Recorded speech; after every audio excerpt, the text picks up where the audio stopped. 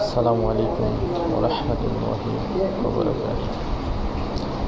সম্মানিত অনলাইন দিন ভাই বোন, আজ আমরা লাইভ আসলাম গুরুত্বপূর্ণ একটি বিষয় নিয়ে, যেটা সাধারণত মানুষের প্রশ্ন থাকে, মানুষের সমস্যা নিরসন হয় না। তো বিষয়ে আপনাদের কাছে আমরা ক্লিয়ার বর্ণনা দিয়ে বুঝছেন। রব্বুল আলামিন কুরআনুল কারীমে সর্বমোট 114টি সূরা নাযিল করেছেন। তার ভিতরে 17 নম্বর সূরা ইসরা 82 নম্বর আয়াতে রব্বুল আলামিন বলেছেন, ওয়া নুনাজ্জিলু মিনাল কুরআনি মা হুয়া শিফা ওয়া রাহমাতুল লিল মুমিনিন ওয়া লা ইয়াজিদু যালিমিনা ইল্লা খাসারা। মূলত এই কোরআন মাজিদ সব সমস্যার সমাধান দিতে পারে। এই কোরআন মাজিদের সমস্ত রোগের আরোগ্য আছে। আমাদের জানা নাই, বোঝা নাই, যার কারণে আমরা দিতে পারছি না। যদি আপনারা কোরআন হাদিস স্টাডি করতেন, অবশ্যই রব্বুল আলামিনের এই হাকিকতগুলো বুঝতে পারতেন। রব্বুল আলামিন যেহেতু বলেছে ওয়া নুনাজ্জিলু মিনাল কুরআনি মা হুয়া শিফা, যেহেতু রব্বুল আলামিন শিফা আরোগ্য রেখেছেন, নিশ্চিতই আমার আপনার বুঝে নিতে হতো যে এখানে অবশ্যই আরোগ্য আছে। রাসূলুল্লাহ সাল্লাল্লাহু আলাইহি ওয়াসাল্লাম এ বিষয়ে ইঙ্গিত করেছেন, রাত্রে যদি কেউ ঘুমায়, যদি কেউ আয়াতুল কুরসি পড়ে, সারা রাত একজন পাহারাদার নিযুক্ত করে দেয় রব্বুল আলামিন। দেখেন, এর চেয়ে বড় নিশ্চয়তা, এর চেয়ে বড় সুনিশ্চিত কোনো বিষয় আপনি কোনোদিন পাইবেন? কোশ্চিন কারও তো পাইবেন না। আসলে কোরআন হাদিস আপনাকে জানতে হবে, বুঝতে হবে, তাহলে আপনাকে এই কোরআন সুন্দর পথ দেখাবে, সুন্দর জীবন উপহার দেবে। আর যদি আপনি তালে তালে থাকেন, মুসলিম হয়ে আছেন কিন্তু কোনোদিন বোঝার চেষ্টা করেননি, সালাত পড়ে যাচ্ছেন কোনোদিন বোঝার চেষ্টা করেননি, এই ধরনের যদি হয়ে থাকেন তাহলে আসলে খুবই সমস্যা। আপনার কারণেই মুসলিমরা কলঙ্কিত, আপনার কারণেই মুসলিমরা অপদস্থ।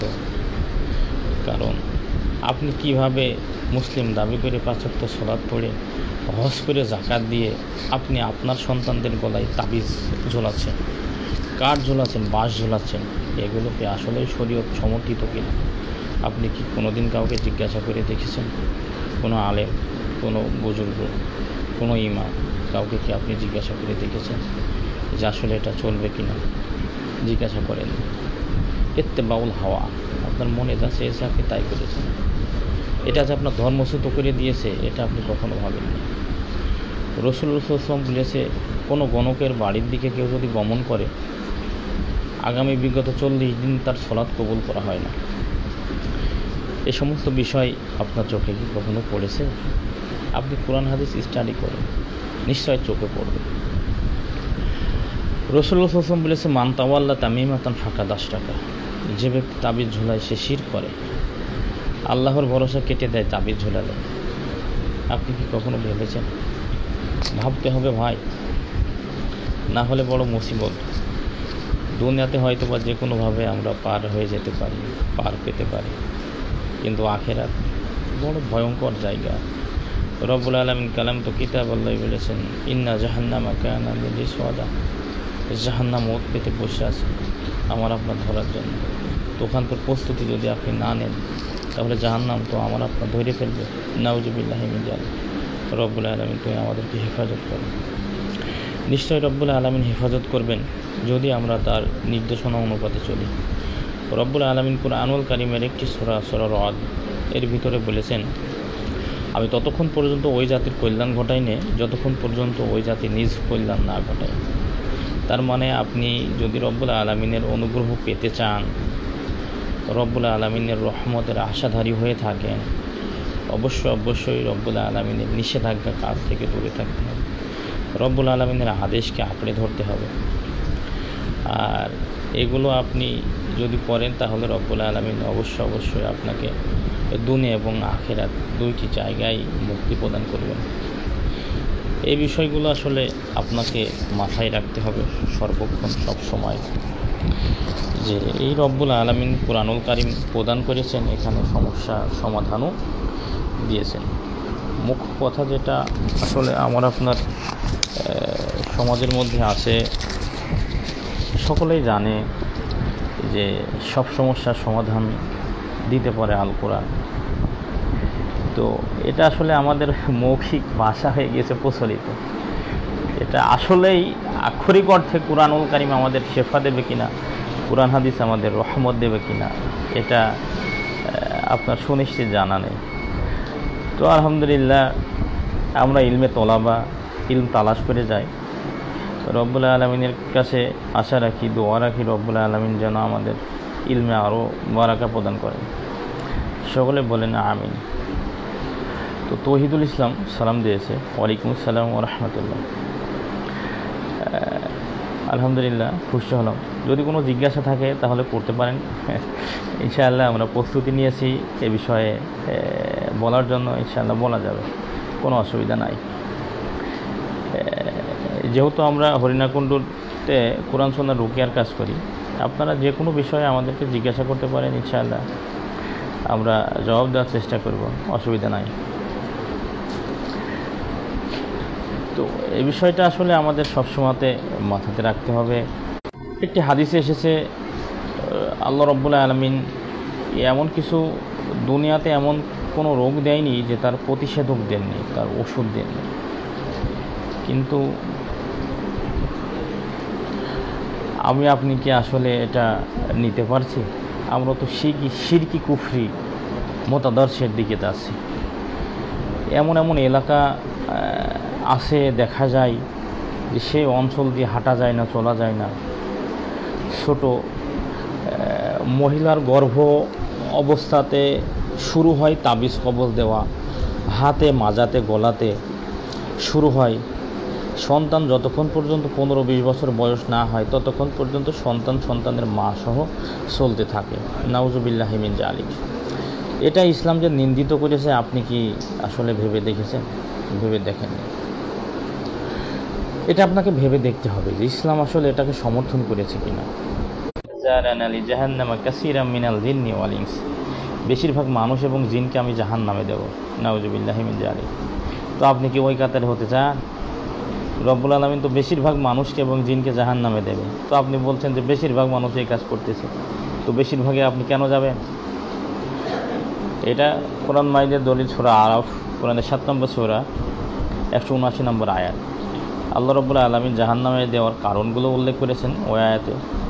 জাহান্নামে যাওয়ার কারণগুলো উল্লেখ করেছেন এভাবে যে চোখ আছে দেখে না, কান আছে শুনে না, অন্তর আছে অনুধাবন করে না। এরাই হচ্ছে সৃষ্টির সবচেয়ে দুর্বল। অবশ্যই রব্বুল আলামিনের কাছে অনুগ্রহ প্রদান করে রব্বুল আলামিন আমাদের উপর অনুগ্রহ করুক, এটা আমরা চাই। তো মানুষ কিছু সমস্যা আসলে, ধর্মটা মানুষ এরকমভাবে বুঝে নিয়েছে যে এটা মনে হয় ওই যে ইসের মতো, যে ওই মাঠের কাজের মতো, অথবা বিবাহ করার মতো। বিবাহ করলে কোনো কিছু শিখা লাগে না। বিবাহ করলো, শ্বশুর বাড়ি গেল, বাসর করলো, ফিরন ঘুরন করলো, এগুলো হয়ে গেল। আসলে মাঠে গেল, কম বেশ কাজ করলো, গাতায় 2-10 জনের সঙ্গে মিশে করলো, এই হয়ে গেল। সালাত শরীয়তের বিধিবিধান আপনি কি তাই মনে করেছেন? এটা তো তাহলে আপনার বোকামি, ভুল। আপনি কি ভেবে দেখবেন না যে এটা আপনার ভুল? আল্লাহ রাব্বুল আলামিন কোরআন মাজিদে বলেছেন ফাওয়াইলুল লিল মুসাল্লিন।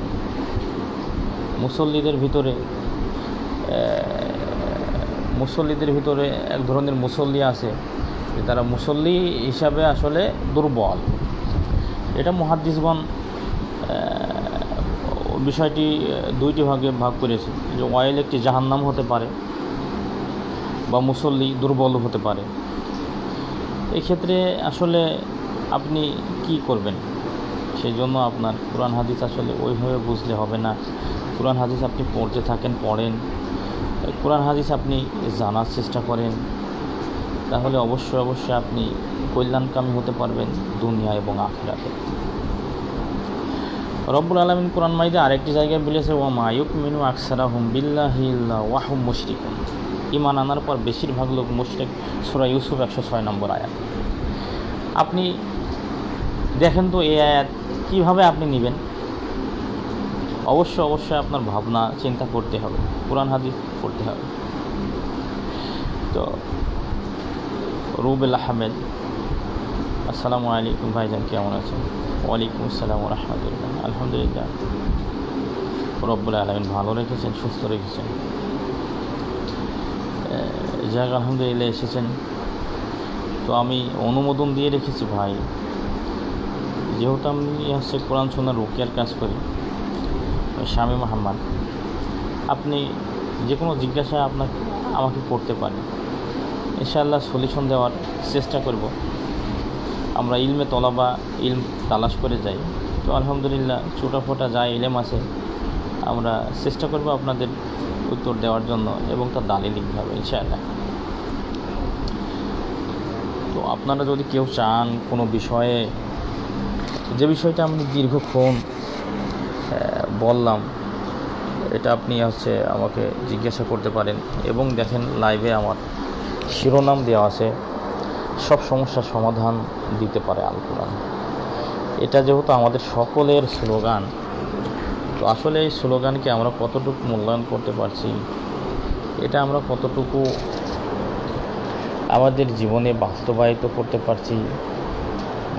করতে পারছি।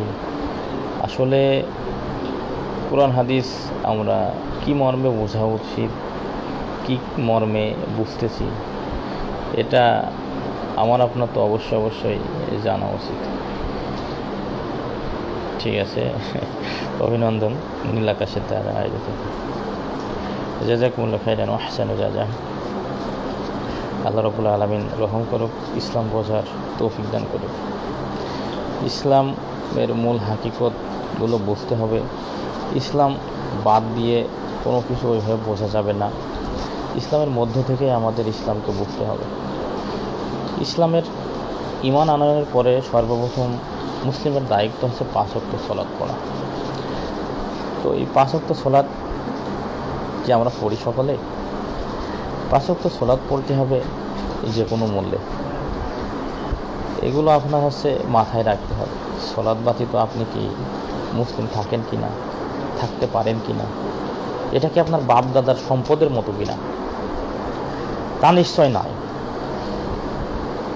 বাপ দাদার সম্পদ, বাপ যতই মুখে বলুক যে তোকে ত্যায্য করবো, তোর বাড়ি থেকে বের করে দেবো, কিন্তু বাপ যদি মরে যায়, ঠিকই আপনি ওয়ারিশ সূত্রে জমি জমা পেয়ে যাচ্ছেন।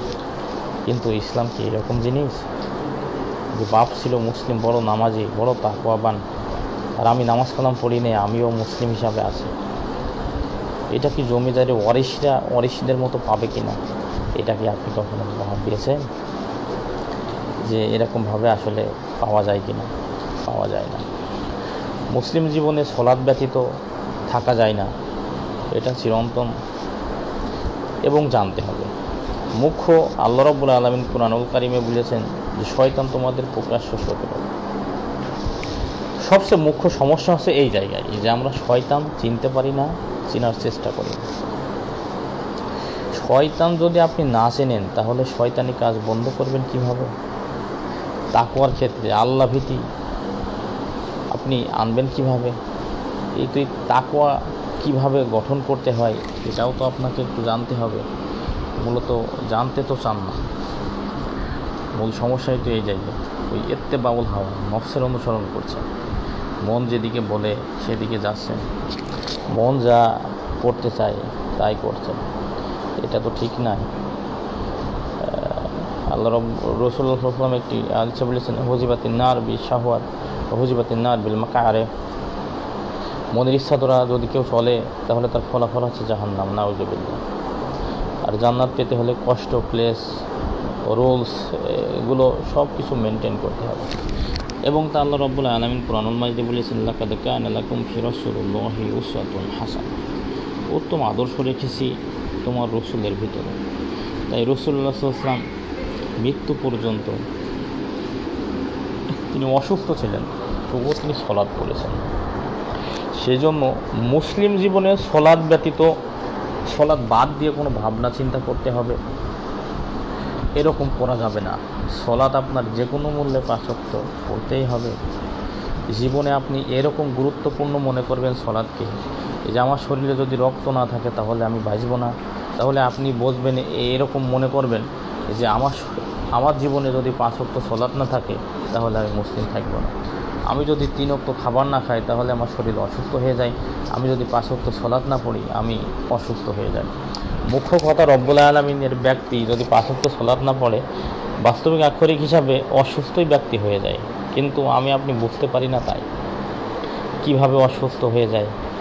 রাসূলুল্লাহ সাল্লাল্লাহু আলাইহি ওয়াসাল্লাম বলেছেন যে প্রত্যেকটি মানুষেরই, প্রত্যেকটি আদম সন্তানের মধ্যেই একটি করে গোশতের টুকরা রয়েছে। তার নাম হচ্ছে ওহিয়াল কলব, তার নাম হচ্ছে কলব। রাসূলুল্লাহ সাল্লাল্লাহু আলাইহি ওয়াসাল্লাম বলেছেন এই কলব যদি সুস্থ থাকে তাহলে মানবদেহ মানে পুরা শরীরটাই সুস্থ থাকে, আর এই কলব যদি থাকে অসুস্থ তাহলে পুরা শরীরটাই অসুস্থ থাকে। আপনার কলব যদি অসুস্থ হয় তাহলে শরীর আপনার উপর চেপে বসবে, আর কলব যদি পরিষ্কার হয় হাজারো যন্ত্রণা, হাজারো ব্যথা, হাজারো গঞ্জনা এর মধ্য দিয়ে আপনি যেতে পারবেন, শরীয়তের কাজ করে যেতে পারবেন, ধর্মের কাজ করে যেতে পারবেন, কোনো অসুবিধা হবে না। কিন্তু আপনি এগুলো যদি না করেন তাহলে তো আপনি অসুবিধায় পড়ে যাবেন, নিশ্চয়ই অসুবিধায় পড়ে যাবেন। কারণ কলবের তো একটা শান্তির দরকার, আর এই শান্তিটা কোথায় আছে এটা তো আপনাকে ভাবতে হবে। সুবহানাল্লাহি ওয়া বিহামদিহি। রব্বুল আলামিন কালাম তো কিতাবুল্লাহ বলেছেন, আলা বিযিকরুল্লাহিল মুতমাইন্নিল কুলুব। এই কলবের শান্তি দেয় হচ্ছে আল্লাহ সুবহানাহু ওয়া তাআলার স্মরণ। আপনি খানা খাচ্ছেন, বলছেন না আলহামদুলিল্লাহ, শুরুতে বলছেন না বিসমিল্লাহ, আপনার উপরে যে গজব নেমে যাচ্ছে, আপনার গ্যাসের বড়ি, বিভিন্ন রকম হাবিজাবি, কত অসুবিধা, কত সমস্যা, আপনাকে কত প্রবলেমকে ফেস করে চলতে হচ্ছে, কিন্তু শরীয়তের কাছে যাচ্ছেন না। অবশ্যের মধ্যে অনেক আহাম্মক ক্যাটাগরির লোক আছে, সে সমস্ত আহাম্মক আসলে খুবই বড় আহাম্মক। একজন আমাদের কাছে বলছিল যে একজনকে জিজ্ঞাসা করা হলো যে তুমি কি সলাৎ পড়ো? সে বলছে যে না, আমরা সলাৎ পড়ি না। কেন পড়ো না? সে বলছে যে এটা 1 বছর নয়, 2 বছর নয়, 5 বছর নয়, 10 বছর নয়, সারা জীবন পড়ে যেতে হবে। এ কি পড়া যায়? নাউজুবিল্লাহ। ও বুঝতে পারিনি, কিন্তু ওর মুখে শয়তান ভাড়া নিয়েছে। নাই ওই কথা, মানুষ যে মুসলিম পরিবারে জন্ম, দাবিদার মুসলিম, মারা গেলে মুসলিমদের কবরস্থানেই দাফন করা হবে, আর ও মুখ দিয়ে এ কথা বেরোলো কীভাবে বের করলো? এটা আমি আপনাকে কখনো ভেবে দেখেছি? এই ধরনের কথা শুধু ওই ব্যক্তি নয়, অসংখ্য লোক বলে যে নামাজি লোক ভালো নাই, বেনামাজি লোক ভালো না। নাউজুবিল্লাহ। যদিও বেনামাজি লোক ভালো এ কথা বলে না, কিন্তু ওই যে অপোজিট বিষয়টা ওই রকমই আছে। নামাজি লোক কেই ভালো নয়, তার মানে ও কাকে ভালো বলতে চাচ্ছে? বেনামাজিকে। যেরকম পর্দাসীন মহিলাকে খারাপ বলতে চায়, যে পর্দার আড়ালে ওর অসংখ্য সমস্যা আছে। পর্দার আড়ালে ওর সমস্যা থাক, কিন্তু ও তো শরীয়তের বিধিবিধান মানতেছে। সমস্যা তুমি আগলা হয়ে শরীর দেখিয়ে তুমি কি বলতে চাচ্ছ যে আমি ওর চেয়ে তাকওয়াবান? নাউযুবিল্লাহি মিন যালিক। মানুষের শরীরে সাইড ইফেক্ট হয়, প্যারালাইজ হয়, তো আপনার ব্রেনে হয়েছে প্যারালাইসিস, যার কারণে আপনি এরকম যারা ভালো কাজ করতেছে এদের বিরোধিতা করছেন, ভালো মানুষকে বিরোধিতা করছেন।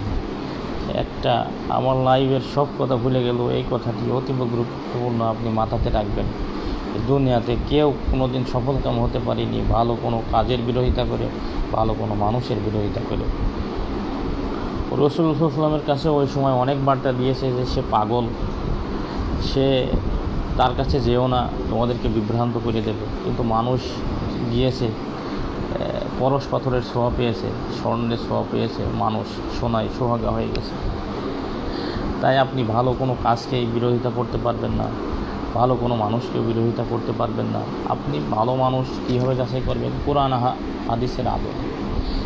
এটা বাহ্যিক একটি রূপ, অভ্যন্তরীণ একটি রূপ, দুইটি রূপ এসেছে, কিন্তু মানুষ এটা আবার ভুলে যায়। মানুষ সাধারণত আমাদের চোখে দেখা বাহ্যিক দিক দিয়ে আমরা বিবেচনা করি, বাহ্যিক রূপ দিয়ে বিবেচনা করি যে আসলে আমরা যে ওই লোকটা নামাজ কালাম পড়ে খুব ভালো গো।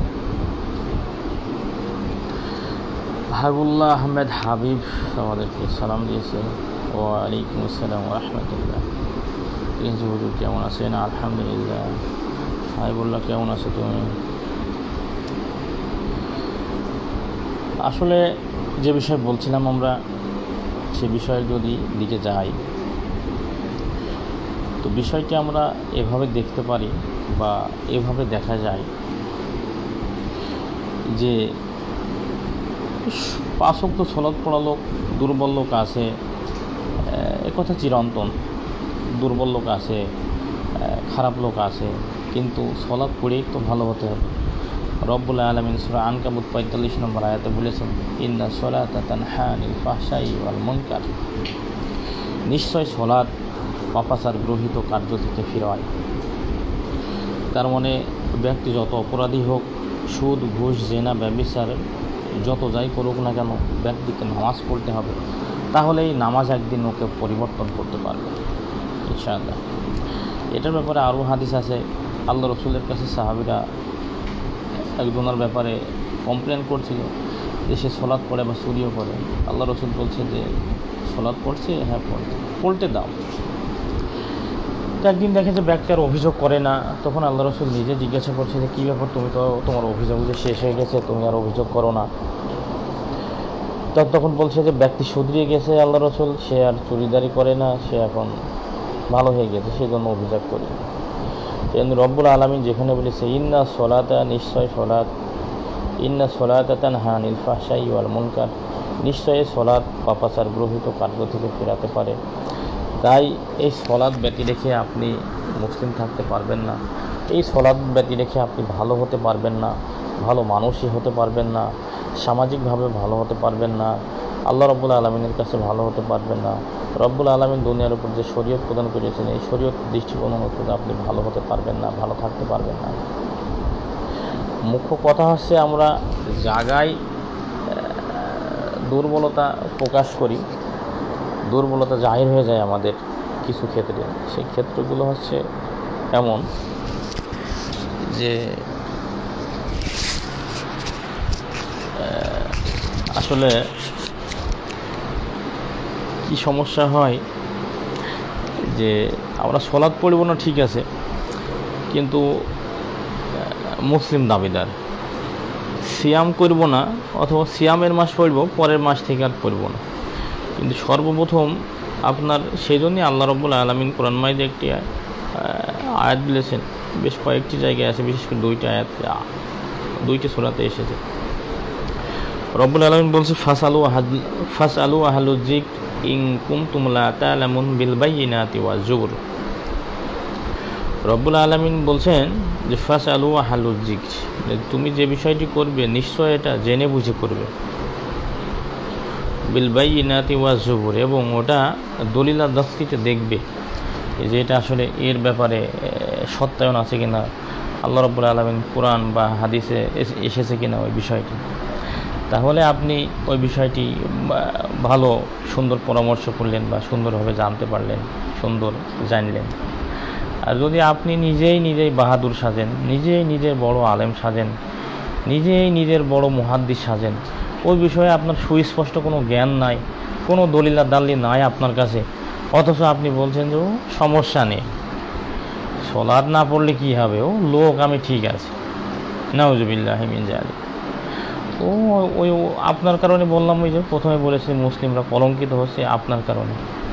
আপনি যখন সন্তান হচ্ছে, সন্তানের গলায় 14টা তাবিজ, সন্তানের মাজাতে অসংখ্য জিনিস ঝুলিয়ে দিচ্ছেন, এই মুসিবতেই যে আপনার কারণে। আপনি তো বুঝতে পারছেন না।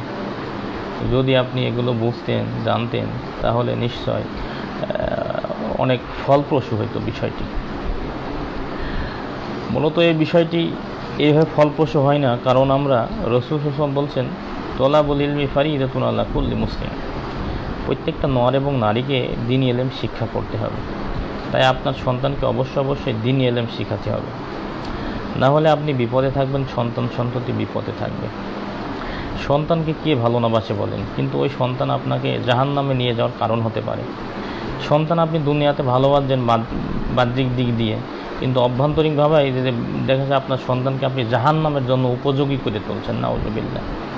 এই বিষয়টা আপনার ভাবনানীয় নয় কি? আপনি এমন লেখাপড়া করাচ্ছেন যে ছেলে দেখা যাচ্ছে কিস্তিতে চাকরি করবে, ব্যাংকে চাকরি করবে, যেটা লানতপ্রাপ্ত কাজ। এটা কি আপনি কোনো সময় ভাববেন না, ভেবে দেখবেন না?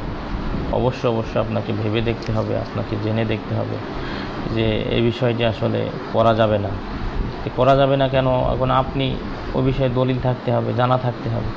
এরকম আপনি 5 ওয়াক্ত সালাত না পড়ে বলছেন যে না আমি মুসলিম, তো আসলে আপনি কীভাবে জানলেন? কোরআন হাদিস কি আপনার কাছে আছে যে নামাজ না পড়ে মুসলিম থাকা যায়? আপনি তো বড় মুসলিম। আপনি যখন মারা যায় তখন একদম রি করে সমাজ আপনার কাছে বেশি লোক। মসজিদে আজান হয়ে যায়, সলাতের লোক নেই, কিন্তু মরা বাড়ি মৃত ব্যক্তির কাছে অহরহ লোক। ওটা জরুরি মনে করছে, এটা জরুরি নয়। আসলে বর্তমান পৃথিবীর সৌদি ফতোয়া বোর্ড ফতোয়া লাজনা দায়মা, ওখান থেকে ফতোয়া এসেছে বেনামাজিকে ওইভাবে গেড়ে ফেলা উচিত। কুকুর গরু ছাগল মরে গেলে আমরা যেভাবে গেড়ে রাখি, মুসলিমের কদর কমে যায় যে মুসলিমদের কবর আসতে যদি তাকে দাফন করা হয়। কারণ আপনি বুঝতে পারছেন না যে মুসলিম নামধারী হয়ে আপনি মুসলিমকে কলঙ্কিত করছেন। কেন আপনি সালাত পড়বেন না? আপনি বলুন একবার, কিসে বাধা দেয় আপনাকে যে সালাত পড়া যাবে না? সালাত পড়েন না কেন? সালাত মুসলিম জীবনে কখনো কি সালাত ছাড়া যায়? রাসূলুল্লাহ সাল্লাল্লাহু আলাইহি ওয়াসাল্লাম একটি হাদিসে বলেছেন, ততক্ষণ পর্যন্ত ব্যক্তি জান্নাতে যেতে পারবেন না যতক্ষণ পর্যন্ত ব্যক্তি মুমিন না হবে। আর মুমিন হওয়ার জন্য শর্ত কি? সালাত বাদ দিয়ে আপনি কিভাবে মুমিন হবেন? আপনি সামাজিক দৃষ্টিকোণ অনুযায়ী মানুষকে এভাবে যাচাই করে, এই যে কেউ দেখা যাচ্ছে কারো কাছে চাঁদা আনতে গেলে মানুষ বলে যে সে লোকটা খুব চাঁদা দেয় গেল, লোকটা খুবই ভালো। তো খালি চাঁদাতে কী হবে? ও কিয়ামতের ময়দানে 5টি প্রশ্ন করা হবে। সর্বপ্রথম প্রশ্ন করা হবে সলাৎ আছে কি না। এই সলাৎ যদি ঠিক থাকে তাহলে বাদ বাকি প্রশ্ন করবে, আর সলাৎ যদি না থাকে তো ও কিসের দান সদকা, কোনো কিছু তাকে দেখবে না, ওর ফলাফল জাহান্নাম হয়ে যাবে। শরীয়তে কালেমা গ্রহণ করার পরে মুসলিম থাকার জন্য সলাৎ আপনার জীবনে অতীব বাধ্যতামূলক, এবং এই সলাৎ পড়ার মাধ্যম দিয়ে আপনার আর কিছু হাসিল করতে হবে। সেগুলো হচ্ছে কি?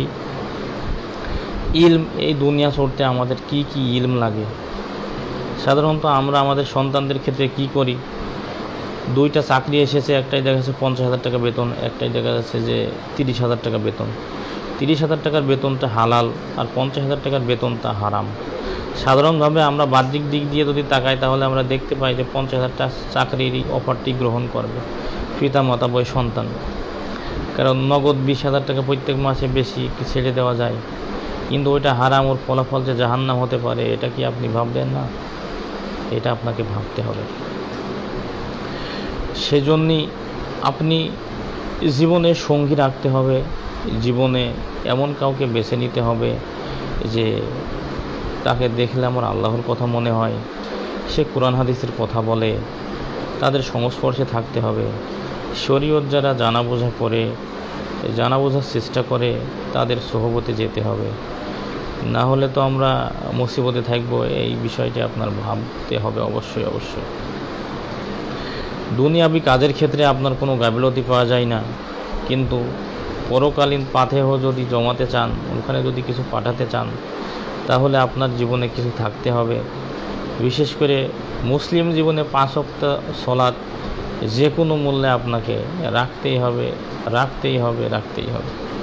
এর ব্যতি রেখে আপনি মুসলিম থাকতে পারবেন না, এটা সুনিশ্চিত। আর এটা আপনাকে যে কোনো মূল্যে 5 ওয়াক্ত সালাত আপনাকে পড়তেই হবে, পড়ে যেতেই হবে। আপনি যেখানে যে অবস্থা, যে হালতেই থাকেন না কেন, আপনাকে 5 ওয়াক্ত সালাত পড়তেই হবে। এখন কিছু আহাম্মক মানুষ কথা বলে যে রব্বুল আলামিনের কাছে আমরা অত বড় পাপী নয়, যে রব্বুল আলামিন আমাদেরকে জাহান্নামে দেবে বা আমাদেরকে ধরবে, আমাদেরকে ছেড়ে দেবে। তো রব্বুল আলামিন 5 ওয়াক্ত সালাত পড়া এটাকে আদেশ করেছেন, আপনি রব্বুল আলামিনের নিষেধাজ্ঞা কাজ করে যাচ্ছেন, আদেশ মানতেছেন না, আর আপনার উপর আল্লাহ রব্বুল আলামিন রহমত প্রদান করবেন। নাউজুবিল্লাহ, নাউজুবিল্লাহ। ওই যে আপনার বললাম যে আপনার মস্তিষ্ক অসুস্থ হয়ে গেছে, প্যারালাইসিস, সেই জন্য আপনি ধরতে পারছেন না। মানুষ বলে যে আল্লাহর উপরেই তো ভরসা করছি, কিন্তু ছেলের গলায় কেন কাঠ, কেন বাঁশ, কেন মাদুলি, এটা বলছে যে ও আল্লাহ সারবে, কিন্তু এইটা দিয়েছি, কিন্তু এইটা দিয়েছি কেন, ওইটা দিতে হবে কেন? তাহলে আল্লাহর ভরসা কই? আল্লাহর উপরে ভরসা করতে হবে, তাহলে কোরআন সুন্নাহর আমল করতে হবে। এরকম আল্লাহ রসুল বলেছে, প্রত্যেক ফরজ সালাতের পরে যদি আয়াতুল কুরসি পড়ে তাহলে ব্যক্তির জান্নাতে চলে গিয়েছে। তো ঢুকিনি কেন? মরিনি, সেই জন্য। মরা একমাত্র বাধা। আপনি যদি 5 ওয়াক্ত সালাত না পড়েন তো জান্নাত আপনার কীভাবে ঢুকবেন? বাধা তো আপনি সলাতেই আপনার বাধা, সলাতে আপনি পড়েন না, কীরকম হইল বলেন? রাসূলুল্লাহ সাল্লাল্লাহু আলাইহি ওয়াসাল্লাম কুরআনুল কারীমের শেষ 2টি সূরা ফালাক এবং নাসকে বলেছেন মুআযাতাইন, হেফাজতকারী হিসাবে এই 2টি সূরা এসেছে। এই 2টি সূরা রাসূলুল্লাহ সাল্লাল্লাহু আলাইহি ওয়াসাল্লাম রাত্রে শোয়ার আগে তেল মাখার যত পড়তেন এবং তেল মাখার মতন করে সারা শরীরকে মাসাহ করতেন। তো আপনি এই সমস্ত আমল করেন তো?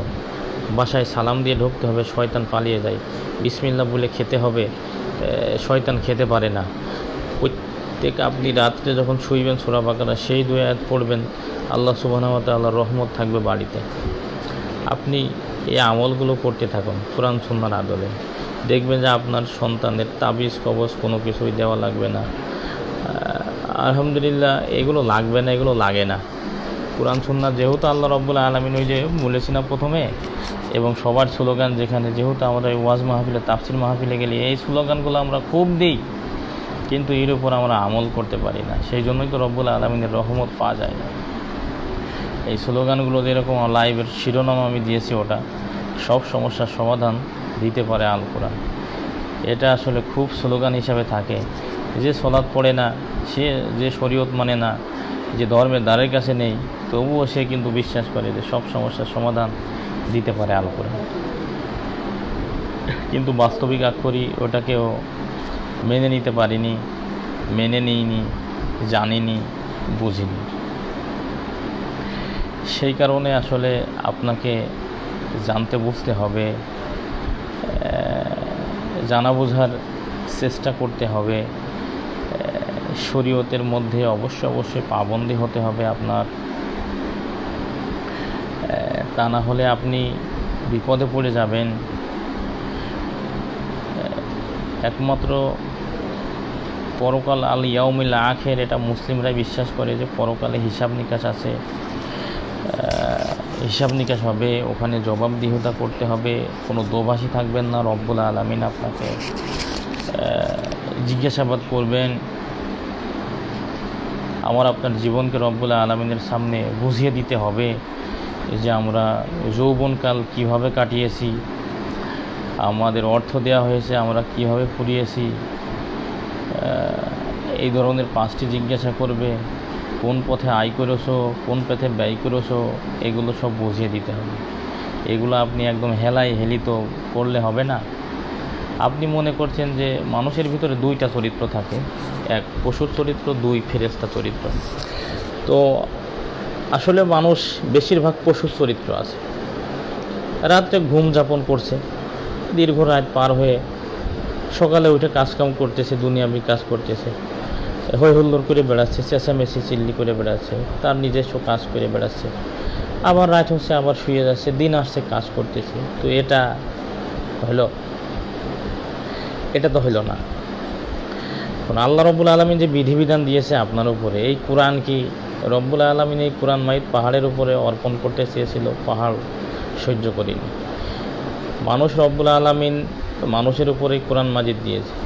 তা আপনি যদি ওইভাবেই চলেন, সিডির দোকানে থাকেন, টিভির দোকানে থাকেন, মানুষের গীবত, পরনিন্দা, পরশ্রী কাতরতা এগুলো করে বেড়ান, তাহলে এই কোরআন হাদিস এসেছে আল্লাহ রব্বুল আলামিন সূরা কমার রহমানের আগের সূরা 54 নম্বর সূরা কমারের রব্বুল আলামিন 4টি জায়গায় বলেছে এই কোরআন নাজিল করেছি বোঝার জন্য, কোনো জ্ঞানবান আছে কি বোঝার মতো?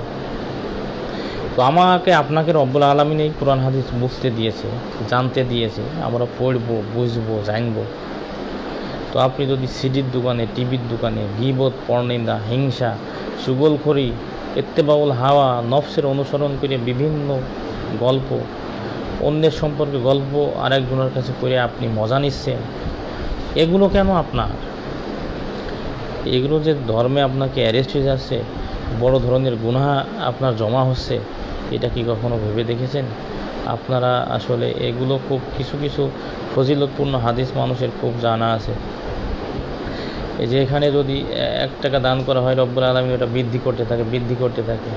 তো আপনি গুনাহ, এই যে গুনাহ তো আপনার বৃদ্ধি হচ্ছে, আপনি মুখের মাধ্যমে গুনাহ করছেন, কর্মের মাধ্যমে গুনাহ করছেন, রব্বুল আলামিনের নিষিদ্ধ কাজ করে গুনাহ করছেন, বড় বড় গুনাহে কাবিরা, যে গুনাহগুলো তওবা ইস্তেগফার না পড়লে ক্ষমা হয় না। আপনি দেখেছেন কি যে এগুলো আসলে এভাবে যদি আমি না চলি তাহলে আমার ক্ষমা হবে না? আপনার এগুলো তো অবশ্যই ভাবতে হবে। তাই আপনি অবশ্যই চিন্তা ভাবনা করুন, হুশ বুদ্ধি ফিরিয়ে আনুন, যে রব্বুল আলামিন বিধিবিধান দিয়েছে, যে অবশ্যই কোরআন হাদিস দিয়েছেন,